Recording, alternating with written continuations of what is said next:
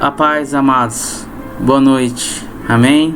A paz do Senhor esteja com vocês. Vamos dar início mais um estudo bíblico, aula 14. O atalho. Vamos aprender um pouquinho ali no Velho Testamento sobre o rei Davi.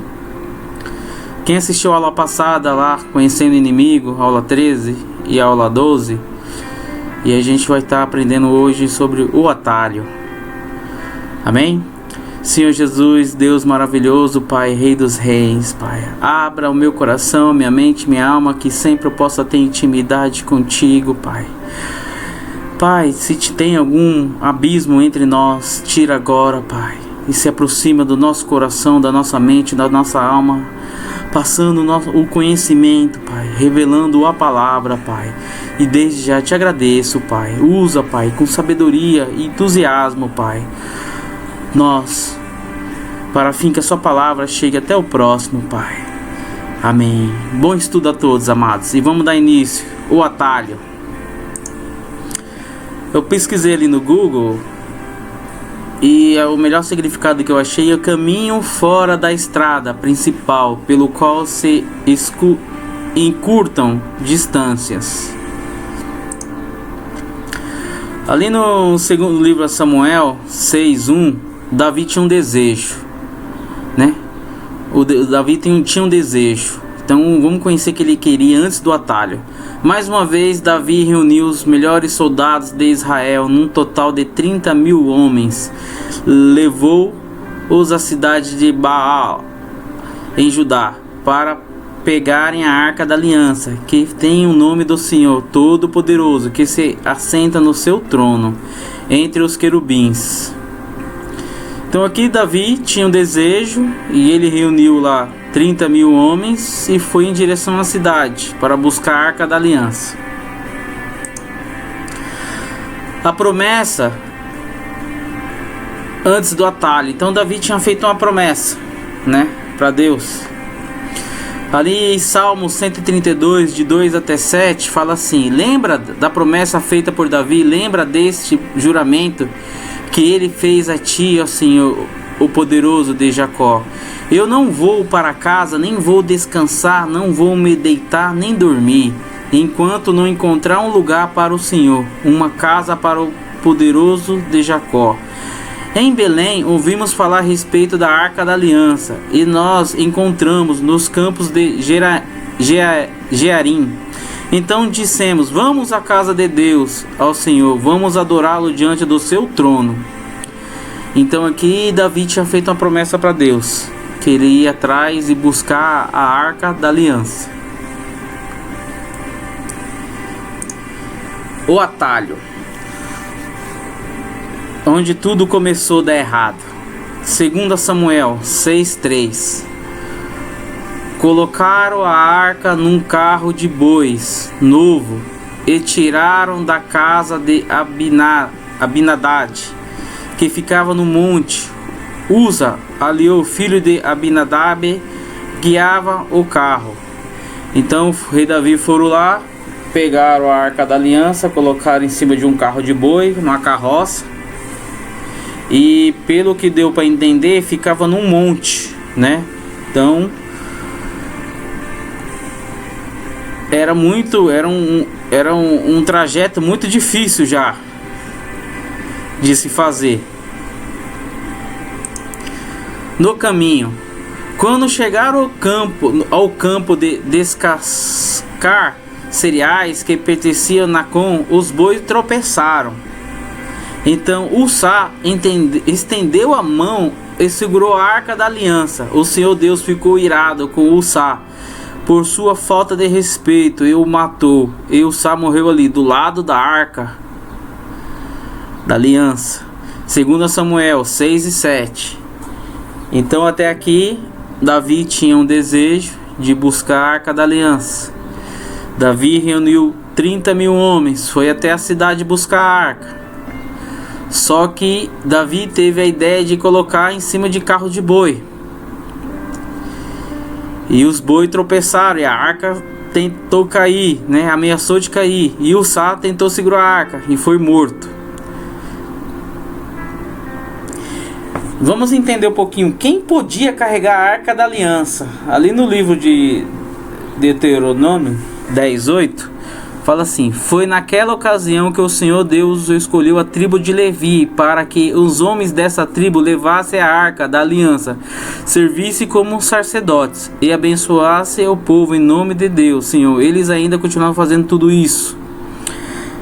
Naquela época, a única tribo, que eu não me engano, que não recebeu terras foi a tribo de Levi, porque o que ela recebeu foi o direito de cuidar da Arca da Aliança, de entrar na tenda de Deus.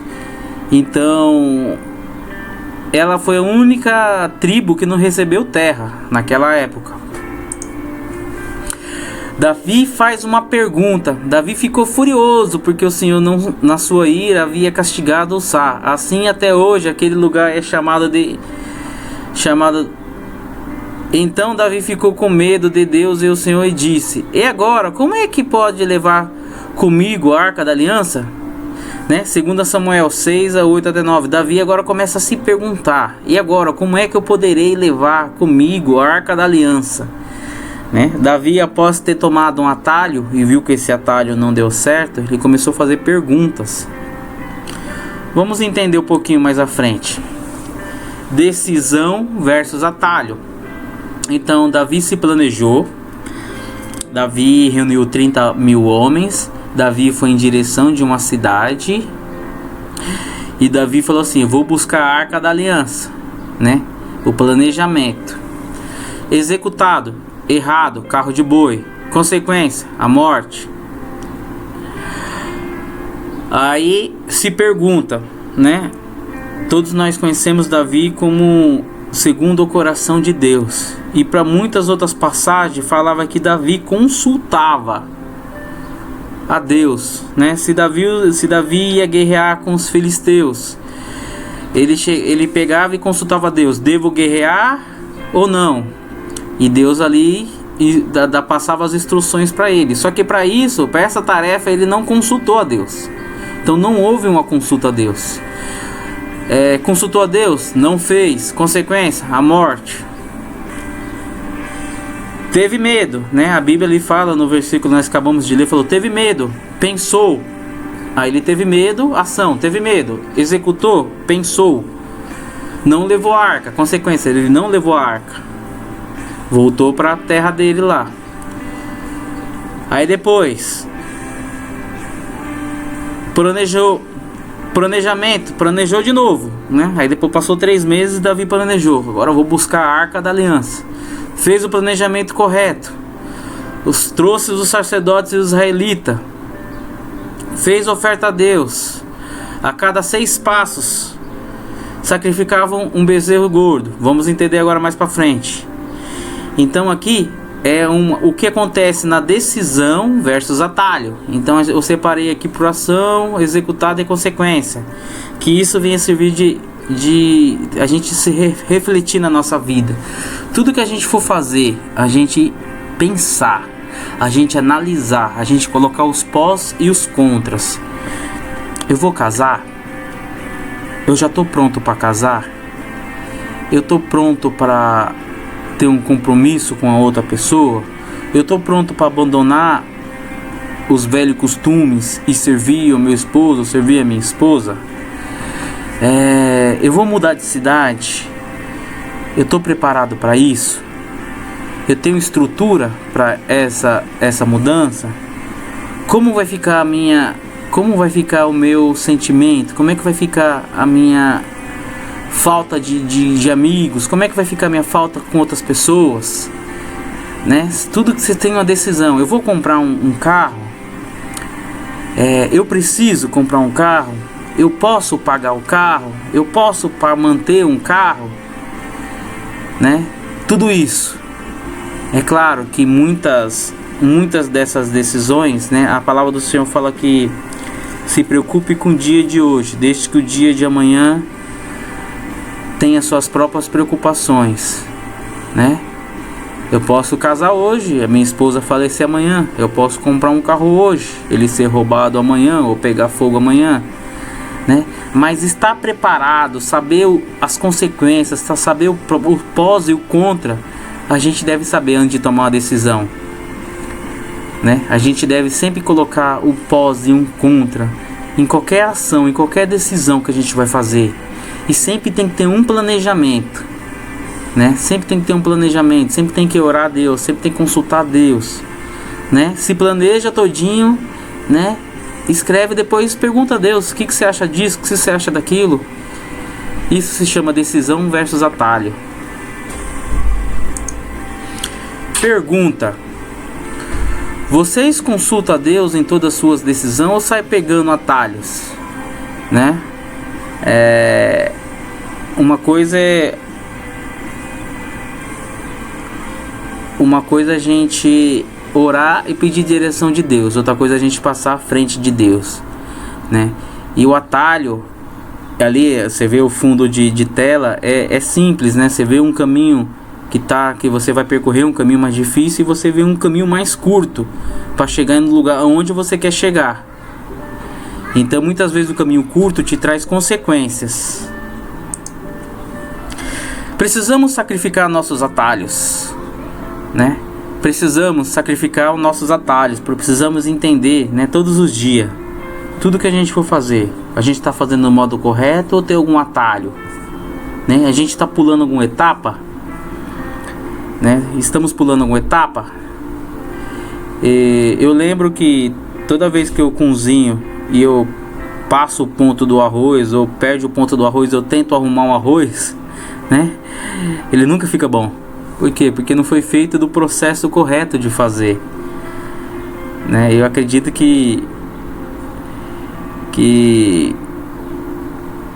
vocês já tenham passado por isso, né? Sempre que vocês tentam fazer alguma coisa e não usa as ferramentas corretas, ou não usa o conhecimento correto, ou não usa o tempo correto para fazer tal ação, né? Nunca fica bom, nunca fica como deveria ficar.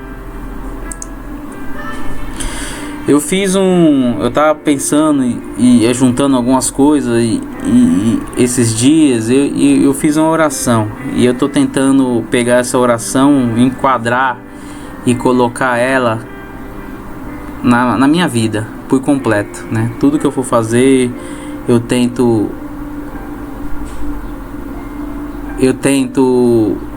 seguir alguns passos, né? Orar a Deus, pedir direção para Deus, mas eu separei algumas coisas aqui, talvez possa ajudar alguém, como está me ajudando.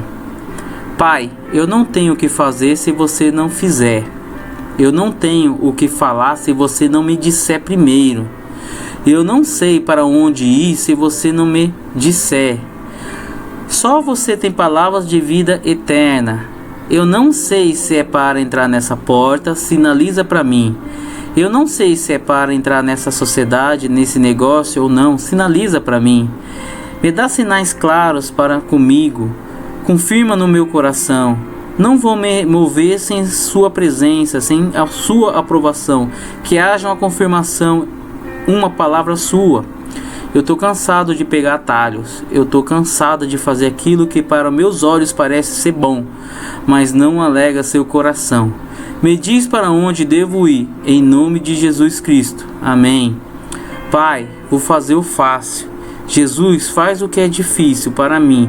O que eu não consigo fazer, faz por mim, em nome de Jesus Cristo. Amém? Amém. Amados, quando a gente toma qualquer decisão e a gente entrega nas mãos do Senhor, a gente se sente seguro, por mais que Ele demore a responder.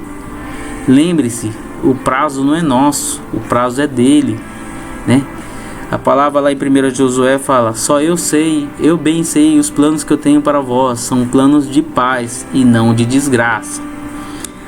Mas se a gente não apresenta nossos planos, nossas ações, a nossa vontade para Deus, se a gente não apresenta antes de fazer, a gente vai vir pedir socorro depois, né? Quantas vezes você chegou na igreja pedindo direção de uma situação que você tomou, uma situação que você fez, uma situação que você decidiu e não deu certo, e você veio pedir orientação Quantas vezes a gente fez ação e veio pedir conselho depois de ter feito a ação? Quantas vezes isso precisa acontecer nas nossas vidas? Que a gente venha aprender a diferença de atalho e de ação. Que a gente venha sempre pedir direção para Deus. E que Ele possa sempre nos aconselhar e nos direcionar na Sua palavra, na Sua vontade. Amém? Esse foi mais um estudo bíblico sobre atalho. Que Deus venha abençoar você grandemente e que você possa usar de todas as ferramentas que Deus fornece para nós, que está na Sua palavra, que está no conhecimento da Bíblia, que você venha usar com sabedoria. Em nome de Jesus, eu te agradeço e tenha uma boa noite. Espero vocês na próxima aula. Em nome de Jesus. Amém.